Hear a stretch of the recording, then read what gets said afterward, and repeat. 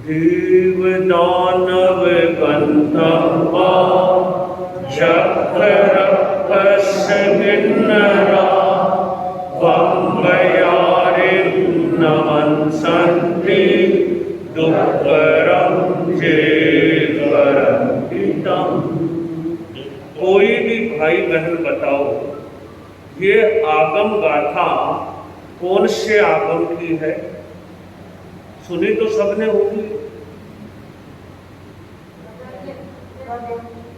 उत्तराध्ययन सूत्र की ये आगम गाथा है।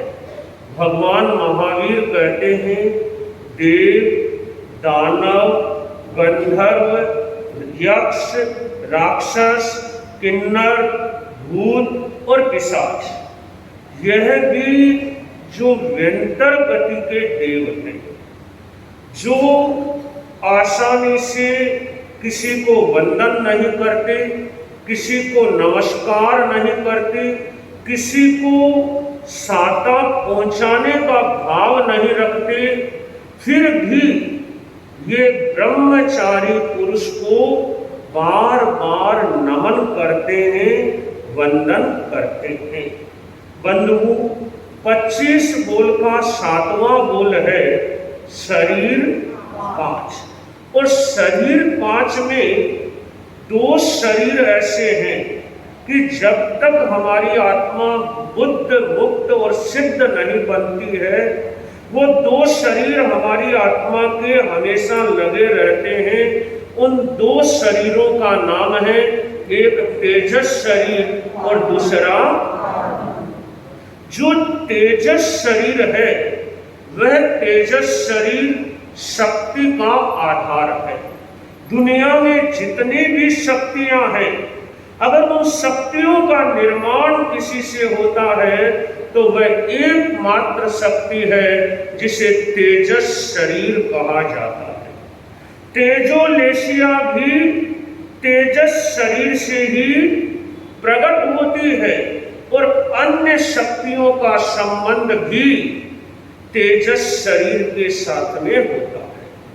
आज जिस विषय की हमें परिचर्चा करनी है, कल तक हमने ये सुना था कि श्रीमद् जयाचार्य ने विघ्न हरण के ढाल की रचना क्यों की थी, और यह भी हमने सुना था कि क्या कारण बना था कि जयाचार्य को विघ्न हरण की ढाल की स्थापना भी करनी पड़ी।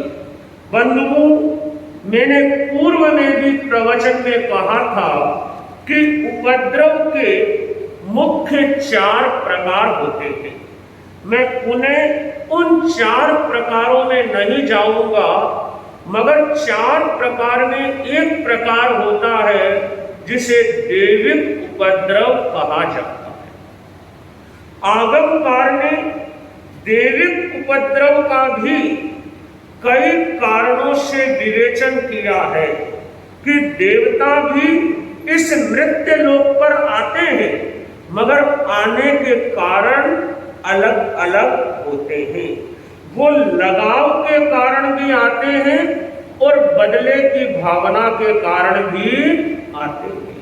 हमने विघ्न हरण की ढाल में सुना था कि महासती सरदारा जी के पास में उनके पूर्व संसार पक्षीय पिता अमीचंद जी स्वामी केवल स्नेह के कारण, प्यार के कारण, अपनत्व के कारण और पिता पुत्री का वो प्रेम के कारण अमीचंद जी स्वामी बिना बुलाए भी सरदार सती के पास में आते थे। अनेकों अनेक कारणों में एक बड़ी सुंदर पुस्तक है, पुस्तक का नाम है सतयुग की यादें। सतयुग की यादें, और उसमें एक चैप्टर है मुमुक्षु किरण का, जो अंत समय में संभवतः 7वीं बन पाई थी। और जब हम उस प्रकरण को पढ़ते हैं तब 1-2 बातों का बड़ा गहरा एहसास होता है। पहला एहसास ये होता है कि दैविक उपद्रव के भी कितने कारण हो सकते हैं। एक आगम उपासक दशांग सूत्र, जिसमें 10 श्रावकों का वर्णन है।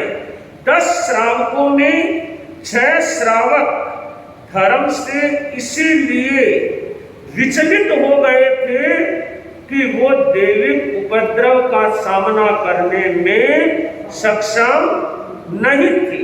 तो दैविक उपद्रव जो मैं मुमुक्षु किरण की चर्चा कर रहा हूं, उसका जीवन दर्शन पढ़ने से।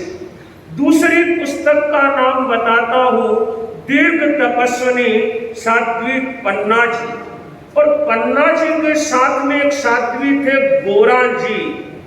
जब आप उनका प्रकरण पढ़ेंगे तब आपको ये एहसास होगा कि दैविक उपद्रव किस प्रकार से होता है, क्यों होता है, उसका शमन कैसे किया जाता है। तो आज जिस चर्चा को हम आगे बढ़ा रहे हैं, कल हमने सुना था कि योगी पुरुष श्रीमद् जयाचार्य जैसे महापुरुष को भी ज्वर चढ़ा और ज्वर में महासती श्रृंगारा जी ने उन्हें विघ्न हरण की ढाल को उपचार का एक माध्यम बताया। मगर जब जयाचार्य ने विघ्न हरण की ढाल की, उन्हें शरीर में सुखानुभूति का अनुभव हुआ, शरीर में हल्केपन का अनुभव हुआ। उन्होंने संतों को वह ढाल सुनाई, उन्होंने साध्वियों को वह ढाल सुनाई, साधु साध्वियों ने आरोग्य का अनुभव किया। मगर आज का विषय है कि स्थापना क्यों हुई।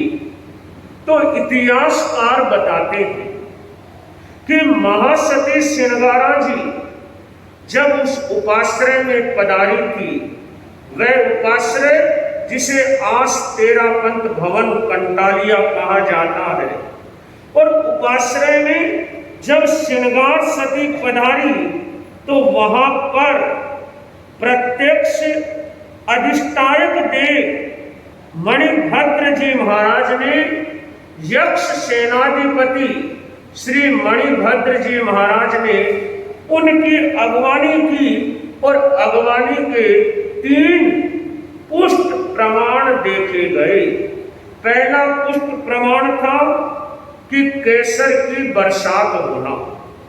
दूसरा पुष्ट प्रमाण था कि छत पर कुमकुम के पगलिए नजर आना।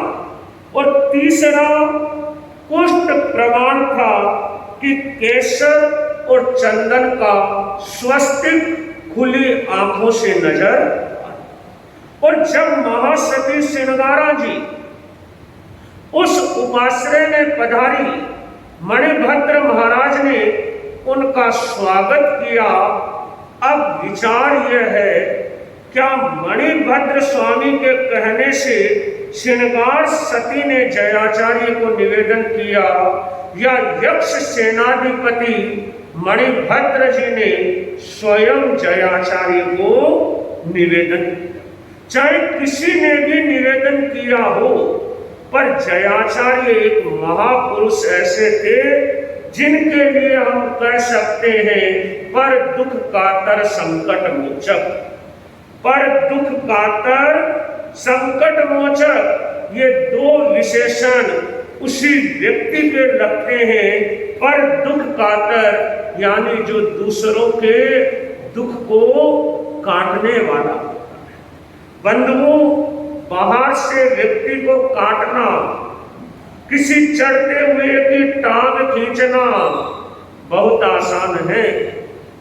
मगर एक मुनि ने बड़ा सुंदर कहा कि बांट दुनिया को सको, गम पी खुशी के गीत बांटो। बांट दुनिया को सको, गम पी खुशी के गीत बांटो। पात यदि खाई को सको, 2 दिलों के बीच बांटो। जिंदगी वह देव दुर्लभ, अगर समझे तो मनुज की। जिंदगी वह देव दुर्लभ, अगर समझे तो मनुज की। काट कोई की सको तो कर्म की जंजीर काटो। काट कोई की सको तो कर्म की जंजीर काटो। और दूसरा विशेषण दिया संकट मोचक, कि जब कोई व्यक्ति संकट में है, विपदा में है, विपरीत परिस्थिति में है, डूब रहा है, उस समय उसके संकट का जो मोचन कर दे, नाश कर दे, उसे संकट मोचक कहा जाता है। जयाचार्य पर 100% लागू होते। जयाचार्य उस निवेदन को स्वीकार करते हैं और 4 तीर्थ, साधु, साध्वी, श्रावक और श्राविकाएं, क्योंकि अंतिम लाइन में आया है तीर्थ 4, कि 4 तीर्थ के बीच में जयाचार्य एक कटोरी में पानी लेते हैं और कटोरी में पानी लेकर वह विघ्न हरण की ढाल का संगान करते हैं।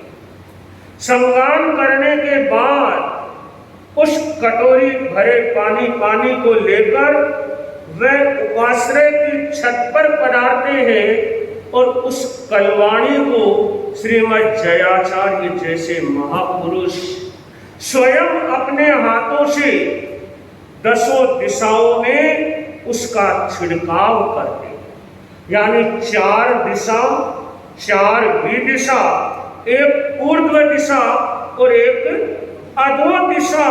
बंधुओं, आश्चर्य के साथ देखा जाता है कि थोड़ी देर में तो पूरे गांव में एक नई ताजगी का संचार होता है और लोग जय महाराज की जय जयकार करते हुए उपाश्रय की ओर आते हैं।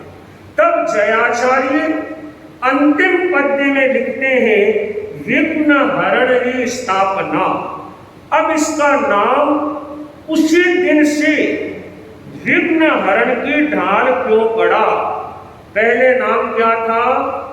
पंच ऋषि स्तवन, मगर सिरियारी का उपद्रव टला, कंटालिया का उपद्रव टला, 2 बड़े विघ्न मिटे, तो नाम हो गया विघ्न हरण की ढाल। और बंधुओं, आज भी जो व्यक्ति श्रद्धा से जपता है, श्रद्धा से करता है, श्रद्धा से धाता है, तो आज भी ये विघ्न हरण की ढाल, चाहे कैसा भी विघ्न हो, उसके विघ्न का नाश करती है। भिक्षु नगर मझारी हो। भिक्षु नगर यानी आचार्य भिक्षु का नगर कंटालिया, महासुदी 14 पुष्प दिने। यहाँ पर 2 बातों पर विशेष ध्यान देना। तिथि कौन सी थी? 14 थी। और नक्षत्र कौन सा था? पुष्य नक्षत्र था। और तंत्र विद्या में चौथ, नवमी और चतुर्दशी का पुष्य नक्षत्र का अपने आप में बड़ा महत्व होता है। 1913 माघ शुक्ला चतुर्दशी पुष्य नक्षत्र। और अद्भुत विचार क्या है कि वार कौन सा आया? शनिवार। वार आया शनिवार। और आप विचार कीजिए, पुराने संत कहते थे चौथ, नवमी, चतुर्दशी जो शनिवार पड़ंत एक काम ने निसरे, सो काम सरल। अब ऐसे तो चौथ को, नवमी को, चतुर्दशी को रिक्ता तिथि माना जाता है, यानी खाली तिथि माना जाता है। मगर इस दिन अगर शनिवार पड़ जाए तो क्या है? एक काम ने निसरे, सो काम सरल। हमारे यहाँ आता अण पूछो मोरत बलो का तेरस। अगर इसका पूरा पद्य किसको याद है? ये तो केवल एक लाइन हुई। इसके पहले वाली लाइन क्या है कि पूनम की पड़वा भली, पूनम की पड़वा भली, अम्मावस की दूज, अण पूछो मोरत भलो का तेरस का तीज। कि पूनम के बाद पड़ने वाली एकम अमावस के बाद पड़ने वाली दूज, अण पूछो मोरत भलो का तेरस का बीज। तो ये अलग अलग सिद्धांत अलग अलग दृष्टि से अपना अलग अलग एक अद्भुत प्रभाव दिखाते हैं। तो जयाचार्य ने विघ्न हरण के ढाल की स्थापना भी कैसे शुभ मुहूर्त में की। एक तरफ चतुर्दशी, दूसरी तरफ बार भी शनिवार, क्योंकि स्थापना के लिए कहा जाता है कि ठावर कीजिए स्थापना, कि शनिवार को अगर किसी भी चीज की स्थापना की जाती है, तेरा पंथ की स्थापना किस वार को हुई? शनिवार को हुई। ठावर कीजिए स्थापना, यानी शनिवार को की हुई स्थापना लंबे समय तक चलती है। और वह नक्षत्र लिया जो 28 नक्षत्रों में सबका राजा माना जाता है, उस नक्षत्र का नाम क्या है? पुष्य नक्षत्र। और बंधुओं, पुष्य नक्षत्र का अपने आप में सर्वाधिक महत्व है। इस नक्षत्र को अध्यात्म की दृष्टि से, ध्यान देना, अध्यात्म की दृष्टि से सर्वोत्तम माना जाता है। हालांकि इस नक्षत्र में कभी भी शादी विवाह नहीं किया जाता। यह अध्यात्म से परिपूर्ण नक्षत्र है। जो जयाचार्य ने विघ्न हरण की ढाल की स्थापना के लिए पुष्य नक्षत्र को चुना, मगर अब मन में एक सवाल पैदा होगा कि क्या कारण था कि कंटालिया के बच्चे, बड़े, बूढ़े सभी को ज्वर क्यों चढ़ा था? ऐसा क्या उपद्रव था कि 91 साधु साध्वियां एक साथ बुखार से ग्रस्त बने और जयाचार्य जैसे योगी को भी हल्के ताप का तो अनुभव हुआ। इतिहासकार बताते हैं कि इसमें कंटालिया के किसी भी व्यक्ति का कोई भी लेना देना नहीं था। कंटालिया के पास का एक व्यक्ति कंटालिया आया, ग्राम रक्षक देवता भूमियो जी महाराज के थान पर गया और बोला, इन पत्थरों में क्या पड़ा?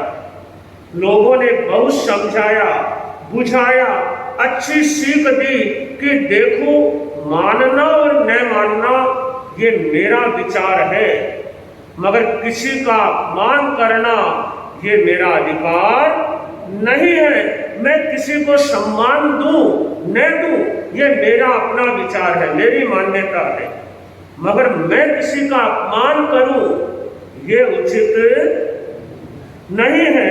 लोगों ने बहुत समझाया, मगर उसने थान पर जूते मारे।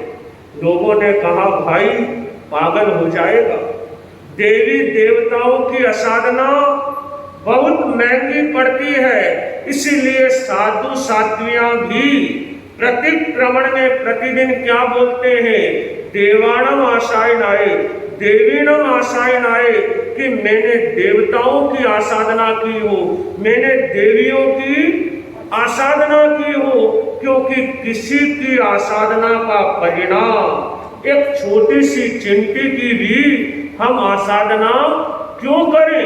हमारे मन में तो सबके प्रति नमस्कामी, सत्कारेमी, सम्मानेमी कि सत्कार की भावना रहे, सम्मान की भावना रहे, मगर वह व्यक्ति नहीं माना। उसने थान पर जूते मारे, यहां तक भी वो नहीं रुका। एक व्यक्ति में भाव आए, उसने बोलकर कहा, देव मान जा, नहीं तो बड़ी दुर्गति होगी। फिर भी वह नहीं माना और उसने आवेश में आकर थान पर पेशाब भी कर। अब जिस व्यक्ति को भाव आए थे उसने फूंक मारी और वह वहीं पर उल्टा गिरा और वापस उठा। 2 कदम चलता, फिर गिरता, फिर 2 कदम चलता, फिर गिरता, फिर 2 कदम चलता, फिर गिरता। बड़ी दुर्गति हो रही थी। पूरा शरीर लोह लुहान हो गया था और ऐसे चलते चलते 2-4 घंटे बाद वो सीढ़िया कंटालिया की कांकड़ के बाहर पहुंचा और कांकड़ के बाहर पहुंचकर एक खड्डे में गिरा और गिरते ही उसकी मृत्यु। भगवती सूत्र का एक बड़ा सुंदर पाठ है, वो पाठ हमें याद रहना चाहिए।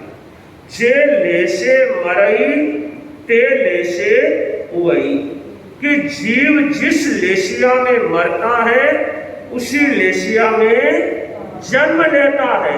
इसीलिए कहते हैं कि अंतिम समय में हमारे परिणाम उच्च से उच्चतम रहना चाहिए। अब वो उस खड्डे में गिरा, गिरते ही मरा। कुत्तों ने, पशुओं ने, पक्षियों ने उसे नोच डाला। वह वहां से मरकर वेंतर योनि में उसने जन्म लिया।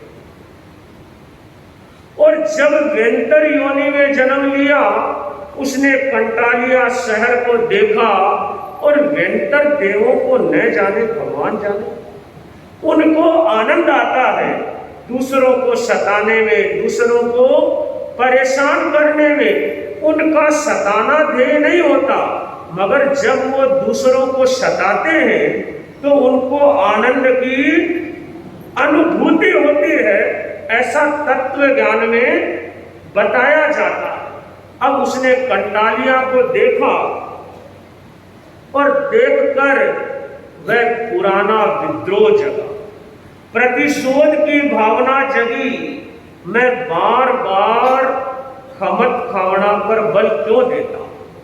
मेरा बार बार क्षमा याचना पर जो बल रहता है उसका कारण एक है कि अभी तो मुझे ज्ञान है, मुझ में चेतनता है, मैं विवेक कर पाता हूं कि क्या सही है क्या गलत है। अभी मैं किसी जीव के साथ राग और द्वेष की गांठ तो लगा लूंगा, क्रोध में, आवेश में, लालच में, भय में, निराशा में, मगर वो गांठ अगर वक्त रहते न खुली, वक्त रहते वह गांठ न खुली तो वह गांठ न जाने मेरे कितने जन्म जन्मांतरों को बिगाड़। अगर मेरा विश्वास आनंद में है, मेरा विश्वास परमात्मा में है, मैं आत्मवाद के सिद्धांत को स्वीकार करता हूं, तो किसी ने मेरे साथ चाहे कैसा भी व्यवहार किया, मेरा कर्तव्य क्या है कि मैं उसके प्रति सावधान जरूर रहूंगा, बेवकूफ नहीं बनूंगा, अज्ञानी नहीं बनूंगा, बार बार ठोकरे नहीं खाऊंगा। मगर अगर मैं आध्यात्मिक हूं तो मेरे मन में उसके प्रति किसी भी प्रकार का कोई भी राग और द्वेष का भाव नहीं रहना चाहिए। जो भगवान महावीर के पास में संयम जीवन स्वीकार करता है और जिसका बेटा क्या नाम था, अभिची कुमार, वो सोचता है मेरा बेटा धर्मात्मा है, दयालु है, वो राज्य का संचालन कैसे करेगा। और जो मेरा भाणेज केशी कुमार है वो शाम दाम दंड भेद सब में बड़ा पारंगत है। राजा की भावना कितनी शुद्ध थी। ये परिवार में भी कई बार होता है, हम निर्णय परिवार में बड़ी शुद्ध भावना से करते हैं, अच्छी भावना से निर्णय करते हैं। दो भाई बराबर के हैं, माता पिता के मन में कोई अपने पराये का भाव नहीं है, मगर कई बार भले की भावना से किया गया निर्णय भी गलत परिणाम ले आता है। अब राजा उदयन ने गलती क्या की कि अभिची कुमार को विश्वास में नहीं।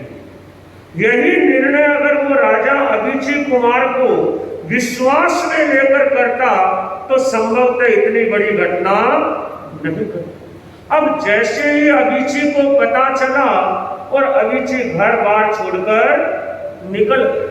अच्छी संगत मिली, क्योंकि संगत का परिणाम जीवन में सबसे ज्यादा आता है। अगर आपको अपने बच्चों का चरित्र देखना है तो केवल आप इतना सा देख लो कि आपके बच्चों की संगत किसके साथ। अच्छी संगत मिलने से अभिची कुमार ने दीक्षा ली, बेले बेले तपस्या की, घोर तपस्याएं की, फिर भी आत्मा का कल्याण नहीं कर पाया, क्योंकि भीतर में गांठ लगा ली कि राजा उदयन तो क्या, उदयन नाम के किसी व्यक्ति से भी खमत खावना।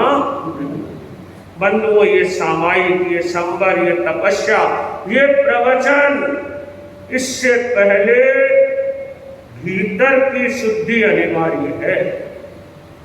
और अगर एक गांठ लग गई तो वो गांठ कितने जन्मों तक हमें भटकाएगी, वो गांठ कितनी गांठें और लगाएगी, ये कह पाना बहुत कठिन है।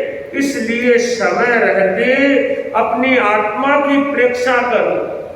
पिछले जन्म नहीं देख सकते, मगर इस जन्म को तो देख सकते।